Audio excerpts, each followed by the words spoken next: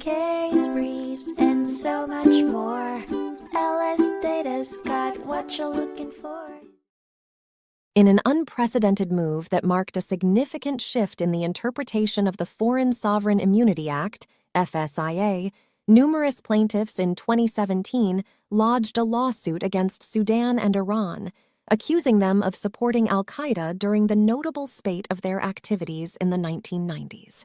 The case sparked considerable attention as it aimed to utilize the terrorism exception provision within the FSIA to withdraw previously granted sovereign immunity and thereby establish legal jurisdiction over these state entities in the U.S. court system.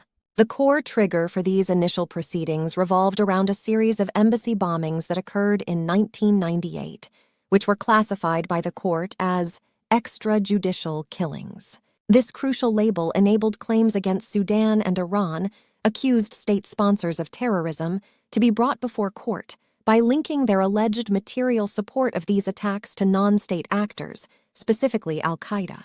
The lower court had initially resoundingly sided with the multiple plaintiffs, holding both Sudan and Iran accountable by proving their material support of the bombings. In the litigation that followed, the court handed an eye-watering penalty, awarding damages that exceeded a staggering $10.2 billion. Unsurprisingly, Sudan decided to challenge this verdict.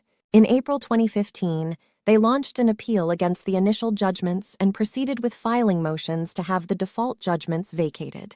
Upon scrutinizing Sudan's appeal and the accompanying material, the court reaffirmed most of the original rulings, upholding that all claims and claimants fell under the FSIA's terrorism exception due to Sudan's significant support for al-Qaeda's operations. The court emphasized that Sudan's claimed ignorance of the terrorist group's intentions seemed at odds with their demonstrated knowledge of al-Qaeda's activities.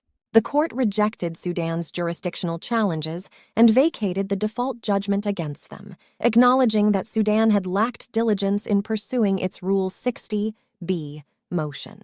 Simultaneously, the court vacated all awards of punitive damages, citing a lack of a clear statement of retroactive effect in the FSIA when read in conjunction with Section 1606. Despite Sudan's efforts to appeal and present a strong case, it was ultimately found that the grounds for vacating judgments under Rule 60, B or 1, and B6 were not applicable.